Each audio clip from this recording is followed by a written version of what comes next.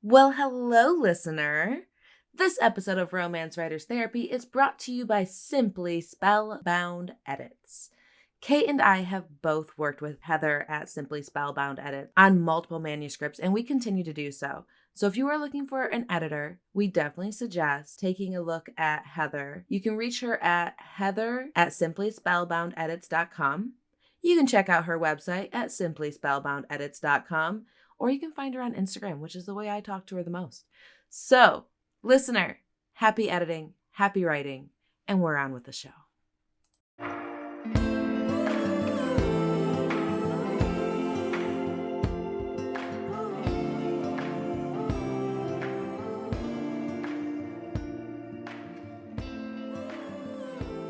Hello! So, listener, welcome to... Oh.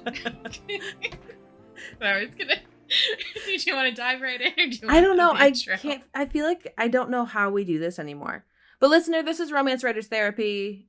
I'm Marty V, and that's Kate Pryor. Kate, I almost said that I was Kate Pryor, so we almost had a switcheroo. Oh my god. Could you take that on for a little bit? So Hey! You'd have to be me. Someone has to be me. No. You could totally handle both. And then when I come back, I'll hold both. Okay, now you're talking. I honestly might do that. And then you can have a week. Yeah. Right? Especially it's considering like, where you're at in your work in progress. Like, you're at, like, that very easy spot, and you've already done so much prep work with your marketing. Yeah, Kate, you can do... It's not even a work in progress right now. It's just done. I'm sitting here. This is the weirdest feeling. Like, I was talking to Leona Riley, and because she also has a divorce That's hilarious coming out. It's going to come out before mine, right? We were talking about, like, could we get a third person in here with a divorced werewolf book to do a little that's so funny. Like, Can we get more people in on this, or is this too niche? Like, this is a very specific set of tropes. I feel like we don't have enough to make this a subgenre. But man, you're both fighting for it, so... Right? Like, she's been a wonderful cheerleading on this project at times that I've wanted to stop. That's so, spectacular. Like, I've just really appreciated that from her. Yeah. Yeah, and so, like, I'm hoping we can do, like, a little marketing collab. I love that. But so, brain, where were we going with this? It's the weirdest place ever to have a project. Like, okay, can I say, like, as a person with, like, lifelong ADHD, my entire history with everything is doing things absolutely at the last minute. Like, it got to the point in high school where I would not do any of my homework until, like, the class before it was due. Yeah. Like, I had a system. I remember, like, bringing a blank poster board to school and be like, all right, I'm gonna do my history project in the literature classroom because it's empty then, and then I can do it. I did lunch. all that too, though, and like right, no, like filling it out. Also literally, like, oh yeah, for sure. Have. It's gone now. I'm cured. Mysteriously. I had children and I can't think at it all, but like it's honestly worse now. Like, as I get older, it is worse. My coping mechanisms are not working as well as they used to. And I think part of it is like having so many different hats, but also like apparently like your hormonal change as you get like into perimenopausal, menopausal area. Like, a lot of times women suffer more at that time. So, just something to look forward to. So okay, lovely. You're welcome. But yeah, I would do the gaping maw and terror of existence. Yeah, exactly.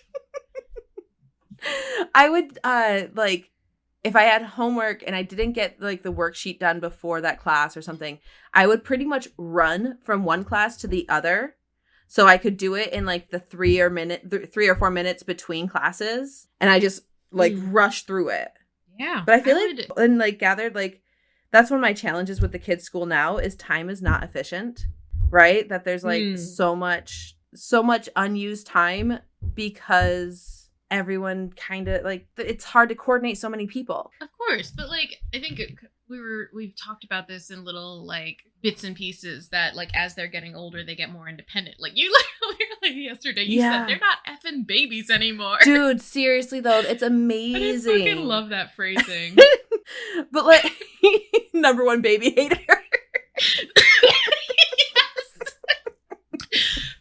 like, wow, okay. It was just really funny to me, and like I just love that phrase. I want it to make it into one of my books now. That's hilarious.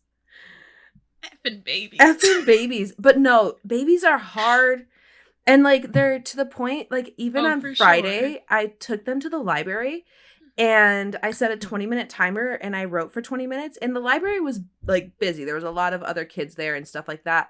And so I was like kind of keeping an eye on them. Like I was like right by them. I was within like 5-10 feet or 10-15 feet of them as they were playing with other kids. But like I was able to watch them and be like, wow, they're really navigating the social aspect of this really well too. Because a lot of times it's like, you know, when they're younger, it's coaching them on like how to share, that they don't have to share if they don't want to share, and like all of that. And like, man, I was like, this is the weirdest experience right now to have kids that are semi-independent. Very strange. But anyway, I'm sure, yeah, it's so, like, a delight.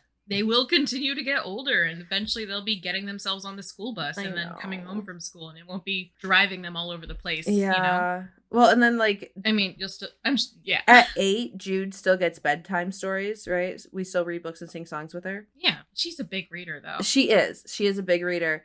And also like, you know, it's one-on-one time every single day. And that's really important to her. I was like, when is this going to stop? And because like at 8, I definitely was not getting bedtime stories anymore. Right. I mean, I think we were reading the Harry Potter books kind of like one chapter at a time. Yeah. But I think it was like a little bit because I had a younger sister. Yeah. Who, you know, we would all kind of gather together for this. Yeah. Yeah. I think I was somewhere around probably 9 or 10. And like, my brother, my mom, and I were all reading Animorphs, but like we were all like, Brandon would finish the book because he'd just like devour it. He'd do nothing until it was done. And then I wish I had read the Animorphs. They are so was good. Scared of the covers. They were so disturbing. Right, and it's just bad Photoshop. It's not even like gruesome. It's just bad Photoshop. Just, yeah, exactly. But gruesome was actually the word my dad used to describe it.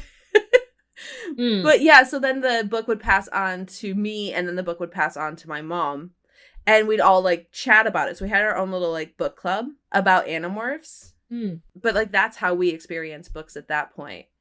But yeah, and like just knowing that like, yeah, bedtime's gonna go away at some point. I don't know when. It is living strong now, that's for sure. Like it's not going away this year. And like how much it's like, yeah, there's times I really don't want to do bedtime, but also like I do love that one-on-one time, I'm guaranteed. Like it's me or Andrew reading to her. And then Ash too obviously gets it, but I don't know. Right now I have no desire for that to happen just yet. Oh, gotcha. She's so funny. That kid's funny. Anyway. But yeah, so that's, I don't know how we got on that subject other than like ADHD. Your project. Time. You've never been able to like plan ahead on a project because you're always like getting it done last minute, right? Well, never this far ahead, you know? Yeah. I've kind of implemented this process of as soon as it's done, I throw it out the window with all my other books, I feel like. This one, I was kind of looking at it and because Leona and I were talking about like our release dates, and I was like, oh, it's in September. It's going to be September 2nd, guys. Yay! But I pulled up because I told you I had started that social media calendar software, subscription software thing. Yeah. I wanted to try it out. I've used them in my jobs before, you know, like in my internships. So I knew they existed and I knew how useful they could be. Like they really cut down you know, how you have to like make a post and then you're posting it to like 6 different platforms. Yeah. And it's just so much work at that point. You write the post once, you kind of copy it into different formats for different websites. That way you're using the same content. You're not recreating it bit by bit every time. And then you can just schedule it and it'll post on that day. Will you send me the link to this? And I'll put it on my to-do list to do. There are a lot of different options for them. Service providers like this. One of them is Hootsuite, I believe. Postplan. I'm using Postplanner. I'm not super impressed with it right now, but we'll see. That's right, because you told me about it. Like you told me, like they asked you your thoughts, and you were like, "Yeah." They asked me my thoughts on, like, they sent me a prompt like, hey, new user, if you could change one thing about our software or add any feature, what would it be? And I was like, I would like to be able to pick up, like, just click and drag posts across the calendar to reschedule them, because I've done that in other platforms, and it's just a very easy way to, like, do things and visualize things instead of having to, like, click through a bunch of drop-down menus. But, like, in certain circumstance, their program will allow you to do that, but if it doesn't meet certain requirements, you can't do that. And so it's like... So basically they messaged me. They're like, oh yeah, we already do that, but it has to meet these requirements. And I was like, well, then it can't do the thing I said. Exactly. If it has to, like, only certain types of posts can do that, then what's the point? You know, Yeah. I'm not trying to dunk on Post Planet for, like, the amount per month and what I've been able to do with, like, I've gotten what I wanted to out of it. They're fine. It, you know? Yeah, absolutely. I don't hate it. I just, you know, I have to bitch about everything a little bit. That's fair. But so, yeah, I went into the software yesterday and was like, oh, actually next week is when the posts are, like, that I pre-scheduled out are all starting to go. And so I'm like, oh, okay. I need to, like, be on top of this now. Because I've had a few weeks of just, like, the manuscripts with Heather, or the editor, and, you know, everything else is done. And I'm sitting here like, should I do other things? Should I continue adding to book? Do I write other book? And, like, it's I don't weird, know. like, right? Do you have a bonus, like, epilogue for people to sign up to your newsletter and get? That would be a good idea, wouldn't it? That would be great. I did start writing a little thing. I didn't finish it, so I'm kind of, like, on the fence about whether or not I want to, like, write an epilogue for them. You do so many newsletter things, and you were just talking to before we started recording about how you have all these newsletter freebie things out right now, and I'm just like, I need to do more with this. I do feel, and we were just talking about this, that I feel like I have too many, like, short stories or novellas available free to my newsletter. It'd be one thing if I had a better backlist, but with how small my backlist is, I'm like, I should probably be moving these, like, at least one of these to KU. But in doing that, then I want to get that book, at least get that novella proofread, because it's definitely like, you know, it was the best version I could do. I wrote it April, like late March, early April of 2020, and then I did my best, like, cleanup of it in, like, June of 22. And so, like, even if I did another, like, go at it, it would be better. But man, I'd love to just have someone fix it. Right? So I probably 100%, will find a proofreader, like, to do it. I also just think, like, there's so much growing we do between, like, our, you know, our older projects and where we're at now. Yeah. That going back and reading. But you know what's always, like, fucks with me is sometimes I'll go back and reread my old shit and they'll be like, oh no, I was a better writer before. I don't know what's happened now. I would Where say did this go? There's an element of, like, because I didn't understand how to handle plot so much, I was better at, like, leaning into, like, the tasty parts of the scene, because I wasn't so focused on, like, moving the plot around. Does that make sense? Yeah. Should we actually talk about what we intended to talk about? Oh, for sure. Oh, okay. Cool. So, Kate is being forced into this conversation. I don't think necessarily against her will, but she has not expressed the same amount of, like, we must talk about this as I have. Well, what it is that we were talking maybe like 2 or 3 weeks ago, and we said, we came up with an idea. Ooh, let's talk about this on the next pod. And then I forgot what it was. And I'm not sure if that was a different thing or this thing, which is... I think it was a different thing. Because I feel like you had a different idea of something that we should talk about. And it was a very good idea. But we didn't put it in our planning section that we normally do. But today we're talking about how having your characters make mistakes, or, like, having them fail at achieving their goal, makes the story more interesting and makes the characters more well-rounded. So that's what we're talking about. So when you bring this idea up, are you talking about like the kind of natural pacing of a story where like in the kind of basic hero's journey kind of structure or involves failing at confronting the great evil of your story or the antagonist of your story and then succeed on the second try? I feel like I want to speak about it more generally and not just in like story structure. Okay. And like I've also heard of it used as try-fail cycles, and that was from writing excuses. Yeah, try-fail cycles. So like you have a goal and your character tries to do it and then they fail at it. And then you are dealing with the repercussions of that failure. Okay. So I do think that is the thing that I was talking about, but I see these things as matching up. Okay. Kind of one-to-one. My issue with like sliding in the hero's journey of it all is it doesn't typically sit in romance, right? True.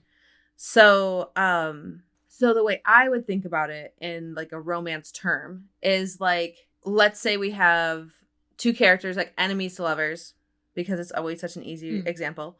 And one of them has decided that, you know, for their own benefit, maybe not to advance, like maybe they haven't gotten to the point where they're admitting that they're attracted to this person, but maybe they have to get along with this person to achieve a job qualification, right? And they have decided like, you know what? I am going to get along with this person. Like, I'm not looking to be friends. I'm just going to not fight with them anymore. And so that's their goal. And so then they meet up with the person, the love interest. Hero has decided he's going to get along with the heroine. That's how we're going to have this conversation. So Hero shows up at their job and he is trying to just be polite. And she has not made that choice. So she is not trying to be polite.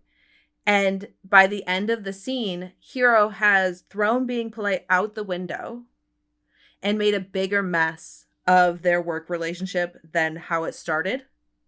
And so he tried, he failed, and now he has repercussions for his actions. And to me, like, that's such a more interesting story than he tries to be friends with her or be polite to her. And she's like, wow, what a stand-up guy. Look at him put in effort. I will also be polite. That is not as interesting a story. That doesn't have nearly as much conflict. It doesn't push either of these characters to actually grow and actually communicate. It just takes an easy route. And I think a lot of times as authors, because we love our characters, and particularly because we write romance, and we know that like ultimately HEA is coming, we don't always lean into the conflict, and we don't always allow our characters to fail and fall on their faces. And I feel like that's a lot of times when I'm doing like beta reading, a lot of times that's one of the arguments or one of the notes I pass on is like, there's just not enough conflict between these characters. Everything they try, they're getting. I think we would all benefit more to creating more obstacles for our characters. And that doesn't mean that someone has to be like willfully obstinate. That's one of my biggest pet peeves too. So like, listener, good luck. You're just like tapping through landmines here. But another like thing that bugs me is like when a character is being combative for the sake of being combative. Yeah, they have to have like a good reason for doing that. There has to be a reason why they don't trust this person waking up today and being polite to them. I have been, so two thoughts. One thought is, I feel like you run into this problem a lot with the unlikable heroine, you know? I do. I think you run into that. Mm-hmm. She can't be perfect because, you know, like you can't relate to perfect, but she can't be so terrible that it's like, I don't want to root for her, you know? Yeah. And so you're walking that line constantly. I think you can tell a lot. Like if there's a prickly heroine, she's perceived as prickly, but internally, like when you're in her POV, you're able to like see like she actually isn't intending to be prickly at all. She just has social anxiety or something along those lines, right? Like she just doesn't like she's just busy. And so she's just trying to get this task done. And this guy is flirting with her. And like, she's so much more than just an object to be flirted with, right? Like I think you can tell, you can create a lot of room for female protagonists to be prickly. without being antagonistic. Yeah, I agree. Yeah. And I think like failure really is what plays into making characters more interesting without necessarily making, like, if you give her things to fail at also, like things she's struggling with better, making her, because I think it's one thing to create a character who is, it's their personality trait that they are always picking fights with someone versus someone who is having a bad day, so they pick fights with someone to kind of let out their dysregulated feelings, you know, about it. Or they're having a bad day and they're not picking a fight, but they've just had a really shitty day, and it feels like all I've done is be pushed around, and like this is the moment where they're like, no more. Yeah. It's not that they're picking a fight, it's that they're like, God damn it, am I going to stand up for myself at all today? Right? Like, yeah, it's the distress tolerance has kind of been worn through. Absolutely. I'm at the end of my, like, yeah. The second thought, if only I can remember it. I kind of knew I was gonna lose hold of it when I opted for this thought first. I was like, I could go with the one I'm gonna lose. What were we talking about? What was the thing you were saying? Oh no. I don't know. Should we play it back? Oh no, we can't be like this. Okay, so the thing I said was... You were talking about... Oh, okay, yeah. I have been kind of sitting on the way that I approach overall structure of a novel, and like I will always go back to the holy book, Gwen Hayes's Romancing the Beat. Yes. You know? And she talks about the way she lays it out in such a, here's the formula, here's the things you need to show up prepared to like make this project. These are the supplies you need. And the checklist is, you need to have the internal, like, why they can't be together. You need to have what makes them wholehearted versus, like, with a hole in your heart versus wholehearted. God, I hate that. Like, it is great on paper. In different words. It's frustrating to, like, say out loud. Yeah. Versus entire-hearted. So, like, I guess kind of, like, what's their damage first off, and, like, or their baggage, and then what's gonna, like, help them move past their baggage, you know? And you need that you can have that for one character, or you can have that for both characters. And then it's like the reasons they can't be together and the reasons that they are going to be together, you know? So you do need to, like, these are when you're making your characters and you think about what you need to have a character to, like, start writing. It's like, oh, you need a name for the character. You need maybe a physical appearance. You need the world that they're living in and their relation to it, the people they know, you know, and their personality. Like, these are all things that kind of, like, maybe you could just start with a name and eventually you'll kind of pick everything else up as you're writing along. But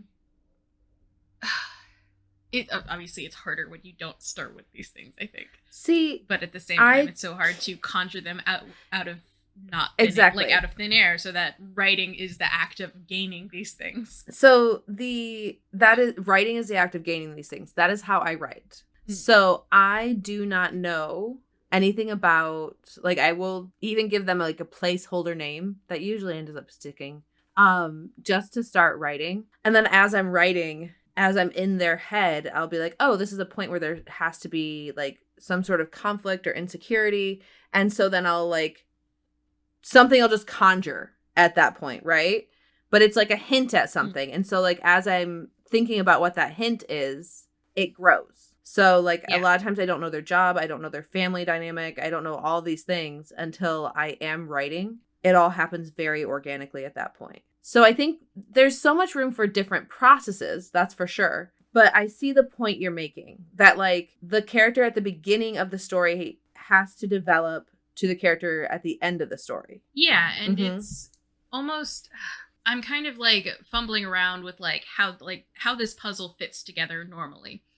And we were talking about it a little bit before, whenever we were talking about putting the cart before the horse. I think this is kind of a more specific example of what I felt I was doing. By the time I had finished writing the book, I was kind of like ready to go back and really refine, here's this person's damage, here's them getting through it, you know? Yeah, absolutely. But like, I think if you're a cart before the horse writer, that's okay. As long as you're able to understand that working backwards is now the job. Yeah.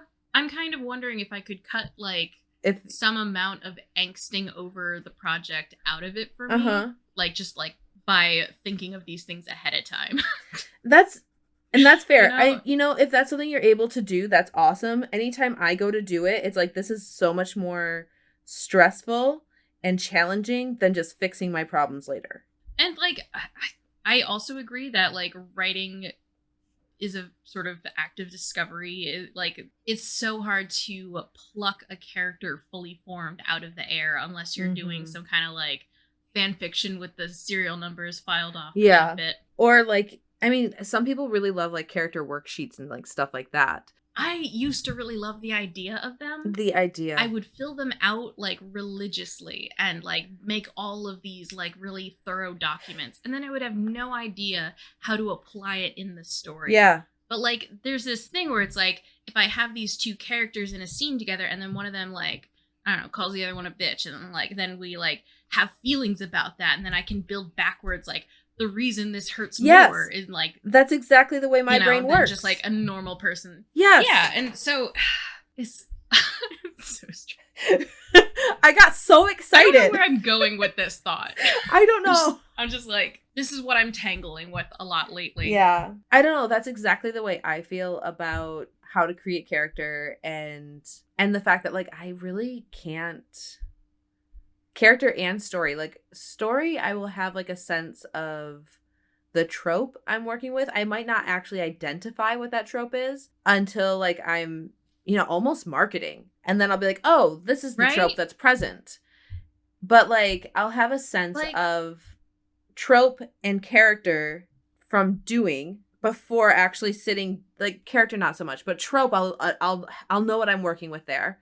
And then I just start writing, and then the character gets fleshed out from that. Their backstory gets fleshed out from that. Like, I don't know. I can't do the front work. It's not for me. So we were talking about the one thing we wanted to do for our episodes is, like, actually provide examples from things that are available for people to read. Instead of just kind of, like, gesture towards things that...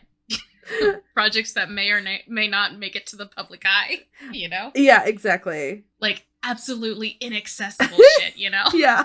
Like, listener, break into my Google Docs to find this listener.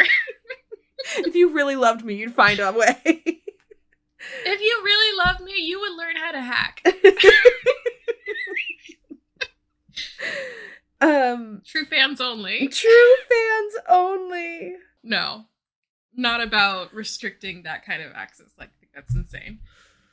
Ooh, an example of a try-fail cycle in one of my books is in Hazel and Elijah. Hazel has already gotten Elijah's phone number from, like, a year ago, right? She got it a year ago, and she's never texted him or called him or anything like that because of anxiety. And then the first text that's sent to him is sent from Nora, and it's a big, like, oh, fuck, no, don't send that text. That's a terrible text. Why did you send that text to a stranger?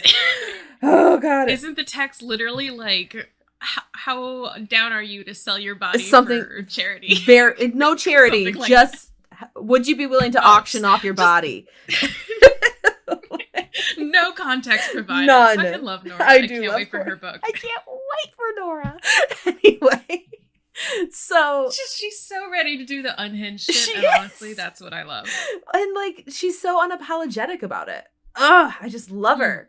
So she sends off this text. Elijah shows up and is like, so do you want to explain this? And he has the wrong idea about her dating situation. And so he was, like, because he shows up to the town to pursue a relationship with her. So he gets there, realizes that she's dating someone, or thinks that she's dating someone. She's not. And then he's like, well, fuck, I guess I'm just gonna hang out with my mom. Like, sort of thing. Because his mom's there too. And God, I know, I swear he's cool, guys. Let me ride my bike around town. Like his bicycle. Guys, he's not a nerd, despite the fact that I made him work in IT. God, he's such like, a closeted I don't know that you nerd. could convince me that he's cool or a bad boy now. I feel like you went too hard the other way. Look, People are gonna be like, this book didn't deserve the bad boy trope on this. Like, I mean, no one has said that out loud. But like, no one said. Okay, when I'm I sorry. when I lay his character out, I'm like, shit. I missed the mark. I made him too good. I went too unexpected. But okay, so then he shows up and he like lays it out to her that like I want to like, no, this is that one that happens. Anyway, he shows up and she's super tired because the poor girl's like totally overworking herself and he's trying to like, you know, charm her and she's clearly not receiving, right? So he's like, well, fuck, you know, sometimes you try and you fail and it's like, what the fuck ever, right? And so he's all like disappointed and downtrodden and he's going to like, you know, do his little wine fest for a second and then he's going to come back, right? And so like that's his try and then his fail is her not receiving. And so his solution is him accepting her choice and leaving her alone, right? And then, but like she doesn't know all of these try-fails have happened, right? Like she has her own try-fail from that situation where she was like, I really would be very into like seeing him and being around him, but like I fucked it up by like not texting him for a year. And I fucked it up by like every time he was like that night, every time he was like, hey, can I see you? I was like, oh, so busy, can't, don't even have time to eat, right? And so she's like, I just keep on fucking it up. And like, so her next try is her friends, like her expressing this to her friends and her friends being like, hey, come on, big girl pants, you want this? Take it, right? Like, and so the story is more interesting because like they didn't just start dating right then and there. I have a couple examples. I'm not sure if one of them really fits all that much. Honestly, maybe neither of them do. So you're gonna have to evaluate this with me on the fly. Okay. Be like, no, that's entirely the wrong thing. What are you doing? So the first one, and I'm sorry, I'm gonna break the rule we just imposed on these things. Books that are available to read. It will be shortly available, I promise. September 2nd, okay? It'll be out September 2nd. This might come out pretty Unnamed close book. to This might come out pretty close to September 2nd. You know what? You're right. It's just marketing at this point. Just quick, pre-order the book, guys. Yeah, this is so far back in the recorded episodes log that I have to get through. I know. Oh my god. I love you. Thank you so much for doing this. No, it's fine. No worries. What do you call it? So Sean has, I want to say, 2 different try and fail cycles that kind of repeatedly throughout the book until kind of, let's say, the end-ish. Kate, what's the title of this book? Mated to My Ex. Okay, thank you. I just want to make sure that they know where to find this book and example. But okay, go ahead. This theoretical book that totally exists. It does. It will. It will. It will. It's on the precipice of existing. It's so close to existence. Okay. But okay. So Sean. Well, so I love a dramatic irony. So that was what was going through my mind as I wrote these things. Mm-hmm. Just, you know, like the reader is aware of something because of they've either seen it in another character's perspective or kind of gained it from like a sort of genre savviness, I think, that any romance reader who goes, well, this guy, like, obviously Elise is the only other perspective in the book. Of course she's your mate, dumbass, but like, he doesn't know that. Yeah. So the entire time he's like, I've already been married and divorced from her. So obviously she's not my mate. It would have happened many years ago if she was. Okay. So he's just like completely written her off in his mind. And so the entire book, he kind of goes through this, but she can't be my mate. And then it's like, oh my God, you're like the entire book. I want you to like really be like, my God, this man is right under your nose. It's right there. It's right there. You know? Yes. Which may be frustrating for the reader. To me, it's immensely funny. I think the way you've done it is very funny and delightful. I also think that instead of being frustrated, I would be like, look at me be so much smarter than Sean, which like Sean is very cute. That is the gamble I'm taking. that you will be like, wow, look at me, able to tell like that these two are gonna end up together because they're the only two perspectives in the book. Look at me be such a savvy reader. But it is satisfying. So it's satisfying to know things that the character doesn't know. And I love dramatic irony. Brings me so much delight.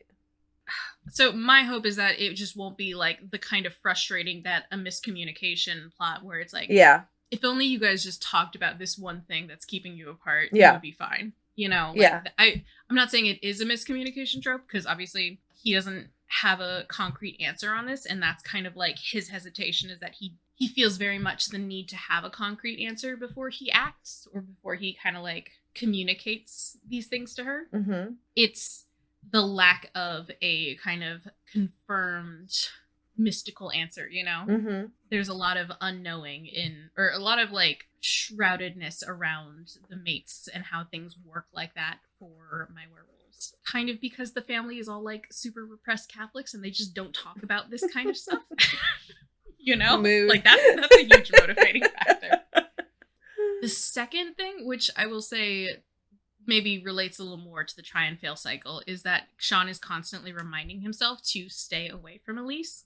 But he's obviously, because she's his mate, so he's very much drawn back to her the entire book. He keeps reminding himself, don't like, because and the other characters, including Elise, kind of know him to be a very physical, touch people, like always like grabbing someone or like clapping them on the shoulder. Like he's a very touchy guy. And he's constantly like, no, put your hands in your pockets when you're around her. Put your hands in your pockets. Like he is constantly on that refrain. And he keeps being like, stay away from her. Don't go near her. And then he's like, I fucked it up again. I went near her. And then I kissed her and all this stuff. So like for me, it's like he just like, as I was writing it and as I was editing it, I was kind of like, is the reader just going to be like really frustrated with him for being like, don't do this? And then he did the thing he said he wasn't going to do. I was worried that like maybe readers are going to read this and go, he cannot like actually commit to the things he says he's going to commit to. She shouldn't be with him. You know, That was my worry. Like that he hasn't matured to where the reader trusts him. To be. Yeah. I don't think so. I think because of the motivations he has, it's very sold. Well, and so there is a part where they are making out, they're starting to like, they're getting a little hot and heavy, and he kind of pulls back from this moment, he kind of realizes, oh no, I failed again at staying Keeping away from distance. her. But because he's kind of starting to transform, he's like, actually I need to get out of here. And then what he says to her is like, hey, let's stop doing this. And that's like the act of saying that is like hurts her, because she's like, oh, like he says something like, this would be a mistake. Because he thinks for her it would be a mistake, and she's like, oh, it would be a mistake for you. And then so like even though they kind of sort out, you know, like the whole mistake thing, I think bringing that word out loud at all like causes a lot of damage because it has its own baggage. Yeah, absolutely. Well, and I think, I mean, his try cycle here is that like he's trying to protect her from like a doomed relationship with him again, right? Yeah. It's kind of like the try fail has gotten reversed. Or maybe he failed, try, and then he's failing again because now he's hurting her feelings. So, like, the one thing he's trying not to do is hurt her feelings. And so now the repercussions are, like, now he has to deal with the fact that he did hurt her again. Yeah. So I think it fits. Absolutely. Yeah. I could think of, like, one more try-fail cycle off the spot, which I would say is the whole plot of the orc from The Office is don't have sex with that man, and it's a lot of trying not to have sex with that man and then still that orc. I really love that as like a conflict premise in an entire book. I'm gonna be real, that's my favorite kind of plot, and I think I start every book like, how can I shoehorn that kind of plot in? I love it. That's so fun. I think we've got, unless you have like another example you want to bring up from your, because I did two on mine. So, I mean, I could do you have another? Yeah, for sure I could come up with another one. Try and think of one that like would be kind of earlier in one of the books so it wouldn't like actually spoil anything. So in Just Fake Married, Owen tells Emmeline that he lied to a donor at his work because the donor kept on trying to like set him up with his daughter. And so then Owen lied and said that he's actually married. And so everyone at his work is like, oh my God, you're married? Like, what happened? How'd this happen? And like, he's like just being very vague and annoying with them about it. And that's how he's dealing with it until he inevitably will tell them like, oh, we decided to divorce. Sorrows.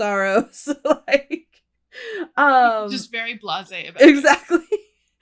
And so he tells her this as a reason for why he can't go to the New Year's Eve party with her. And then she goes to a client, and the client tells her... Isn't the client before? It is before the New Year's Eve party. Yeah. Sorry. But it's like setting up the dominoes. Yeah. And so, like, this is fresh in her mind. And so her goal in this scene is to figure out why this client is not putting in rentals like he usually does, and why he's not like working with her. And then the client tells her that he won't work with an unmarried woman. And so this lie that Owen just told is like fresh in her mind. And she's like, this is a crazy thing to do. Don't do it. Don't do it. Don't do it. And she does. She tells the client that actually I am married. It was sudden, it's very new, and it's kind of a bit of a secret right now. She's like, it just isn't broadly known yet, sort of thing, right? And so it was almost, instead of a try fail, it's like a try success, because she won that scene, but it sets up a failure for the whole rest of the book, where now it's present in her life that she has this secret husband. And obviously everything blows up in both of their faces. I think it's important to let your characters fail and make mistakes and be messy. And like, you can do it with them 100%. Still being like emotionally intelligent. Like, that's still a thing. Like, as human beings that are doing our best, we still make mistakes all the time. I think this kind of brushes up against the idea that like you have to make all of your characters, like, there is just a larger conversation about morality in literature, and like you have, if you write about certain terrible acts, then like it must be that you're a proponent of certain terrible acts, you know? Especially, I think a lot you see dark romance get this conversation rehashed time and time again, and it's got a lot of logical fallacies in it, but I think it also just kind of comes back to something that it makes for less interesting literature overall. If your characters don't struggle with things, if they don't, you know, bump up against the things that make us human and make us fallible, you know? Well, and clearly there's room for low angst conflict as well, because there's lots of things that, like that Something in Lattes, I can't remember, I haven't read it, I just know it to be a monster romance that's very low angst. It's Legends and Lattes, right? Yeah, exactly, yeah.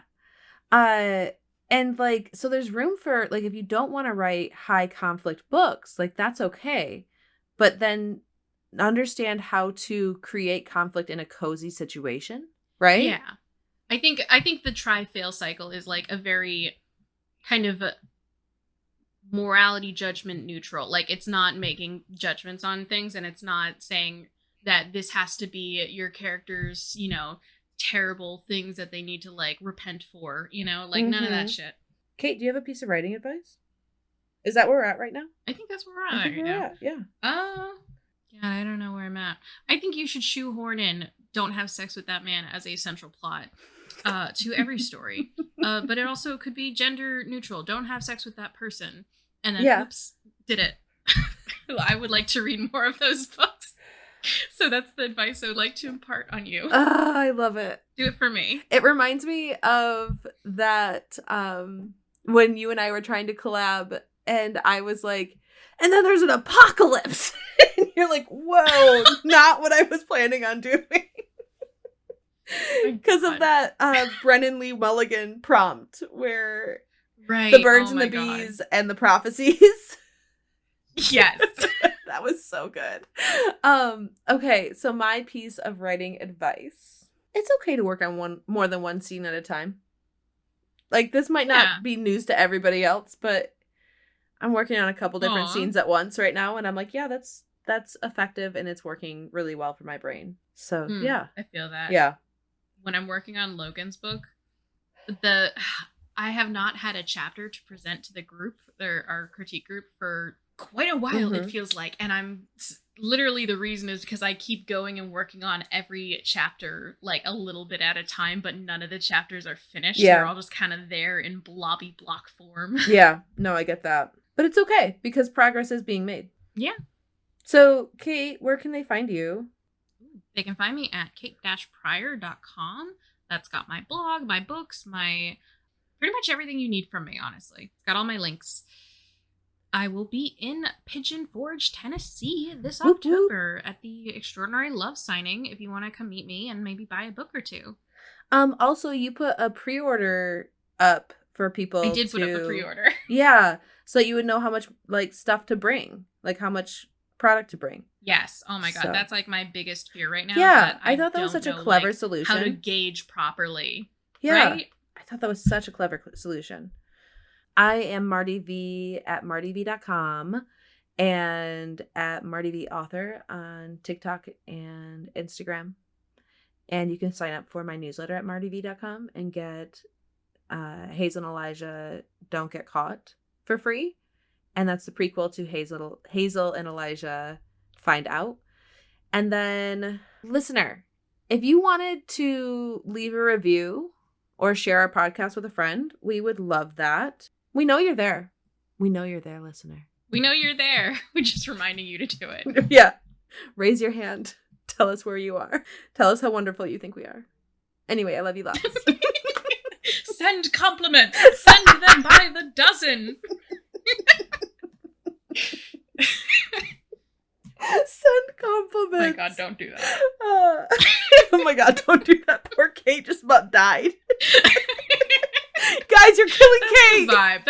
See, I know it's like an important thing in marketing to like end your segment or whatever with like, hey, this is where you can find us. Please review, like, and subscribe. Ring that bell. Smash that like. Fuck, I hate it. I know. Like, I know. And like, I know you don't want to do it, and I don't want to do it, but then it's like, if you don't remind people to do it, they don't do it. Yeah. Well, I mean, maybe we've like remembered to tell people like 50% of the time.